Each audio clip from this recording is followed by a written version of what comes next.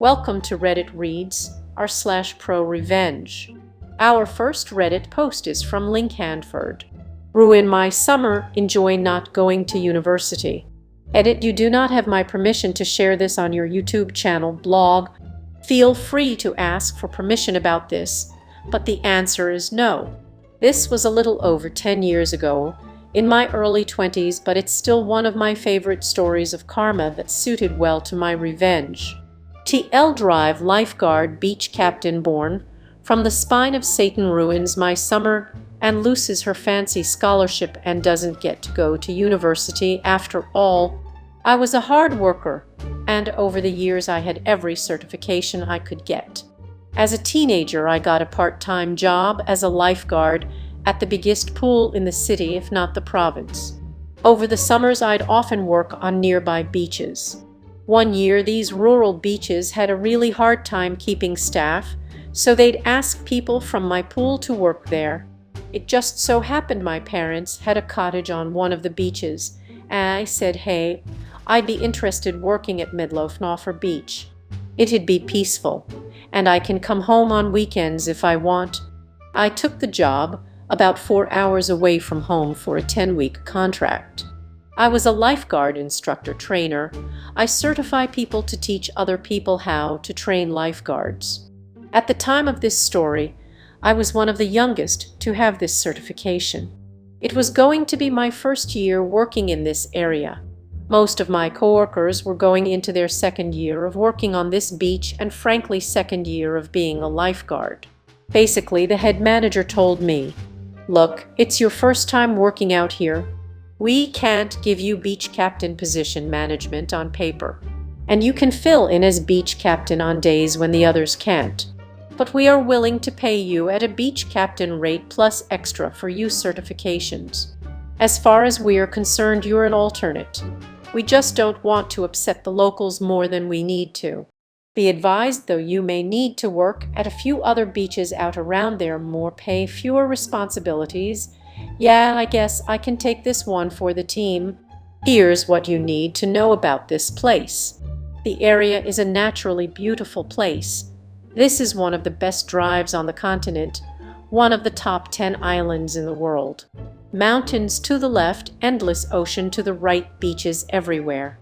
It's also one of the poorest parts of the country, and some communities have a mob mentality when outsiders come to work here. For the most part, my coworkers liked me and appreciated my experience, except for the one beach captain we'll call Maggie. Everyone employed goes to a training camp retreat. District managers go for 5 days. Beach captains go for 4 days, and general staff goes for 3 days. I was only asked to show up for the general staff. Did my thing met my new coworkers. Maggie rubs me the wrong way and started calling me rookie, and then she left. Turns out she was graduating high school and had prom to attend. She didn't want to do the rest of the training because of all the after-prom parties. Oh, it's weird. I'm waking up at 7 a.m. to do a tank run with everyone before breakfast, and you're passed out after a night of drinking.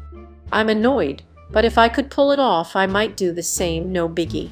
How could she pull off getting out of mandatory training, you ask?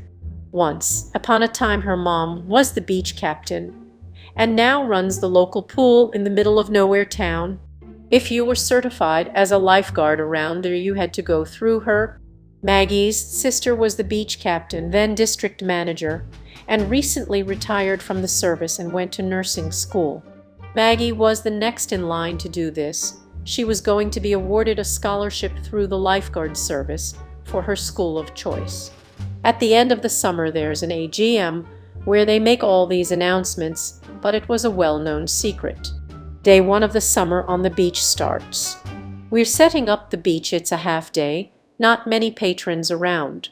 We organize first aid kits, equipment, set up our hut, test the phones, etc. Days up, and Maggie's mother shows up and tells her to start packing for the swimming instructors symposium. District manager, a local, arrives to inspect everything. He's happy. He's a buddy of mine, and as we were the last stop of his beaches to inspect, he hangs out with us. Turns out Maggie is leaving tomorrow for the Dominican Republic on her pool's dime for 3 weeks. That's 30 of the lifeguard season. She actually tells me see you in 3 weeks, rookie, and leaves. The district manager and I drop our jaws and wonder WTF. Why is this only coming out now? I help him out, we sit down and come up with a new schedule for the next 3 weeks. My supervisor filled in some of her shifts and we even worked together a few times. Now looks like I have to be a beach captain with the actual new guards at least 3 weeks. It was more work for me, but honestly Maggie's departure was a blessing. I've hardly met her, but I doubt we're going to get along. She rubs me the wrong way. Those 3 weeks without her I got a great feng shui zen groove and inner harmony thing going on. It was the healthiest mentally and physically I've been in my life. Of course, the lack of negative emotions directed toward me would not last. It ended the day Maggie returned literally within the first hour of us working together. Maggie, my beach captain, started our day together by berating me in front of her friends. Hey rookie, do you even know how to do CPR? I was watching you at training camp and you were doing it wrong. I need you to show me how to do it right now. You want me to show you how to do CPR? Sure, no problem. Could ask nicer, but whatever, I'll put up with this. We have to practice so much every day anyway. Then she drops this bit of information while I practice incorrectly. If you don't have anything under them, you'll dig a hole in the sand. Maggie, this doesn't make sense, but whatever. It's not like I'm an instructor in this or anything, or have basic knowledge of physics that pushing on sand isn't the same thing as digging. The whole day consisted of Maggie calling me rookie and being pointlessly rude in her critiques of my life-saving skills. Hey Maggie, is that my lunch in your mouth right now? Of course it wouldn't be a good work story unless someone stole someone's lunch. Oh, was that your lunchbox? Well, it wasn't your lunchbox, was it? I'm the beach captain, you can't talk to me like that. This would become our daily routine on our shifts together. I began packing a decoy lunch with half-eaten items or empty wrappers. This gave me the opportunity to eat my real lunch without her bothering me. You run fork, swim 600, paddle twoke, etc. District manager does the physical and it's straightforward. All employees show up at the beach before it opens. By week 4, it's our mid-season evaluation. There's 2 parts, physical evaluation and professional evaluation. Apparently, I embarrassed Maggie. I was the most improved from start of the season to the end of season. Maggie, however, got worse. A lot worse. I was already in the top 25, but now I was physically one of the top 5. She was mediocre, but in the general top 50. But was now one of the worst physical guards, bottom 10. Her times all were substantially lower. But luckily for her, it's not all physical. There's still the professional evaluation. You get a score out of 50. The beach captain who works with you the most writes up your evaluation. 10 5-point characteristics: punctual, customer service, safety, etc. You get graded and short notes are written to explain your score. At the bottom there's a recommendation section on what to do work on. One of the other beach captains who tolerated Maggie wrote her evaluation, and it wasn't all bad.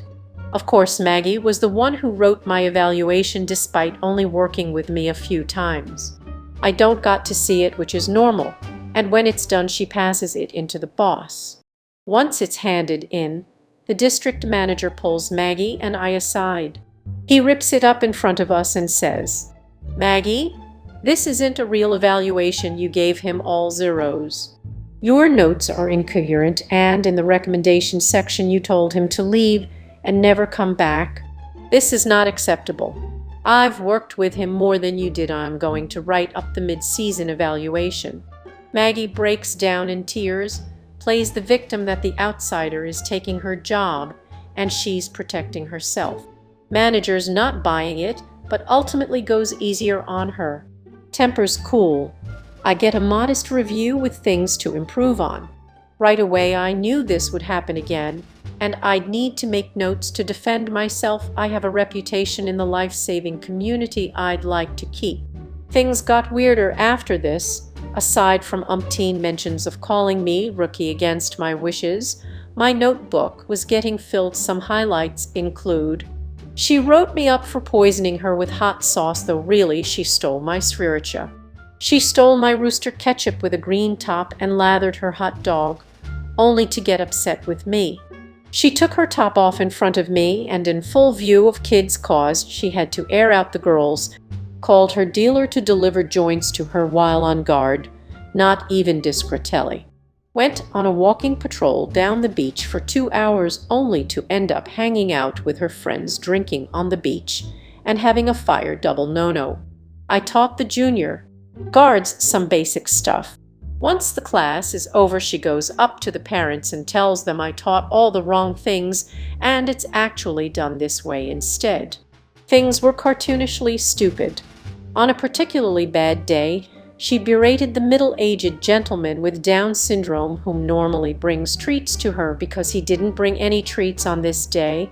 Why would someone act this way? Turns out she was also bashing me to the other guards.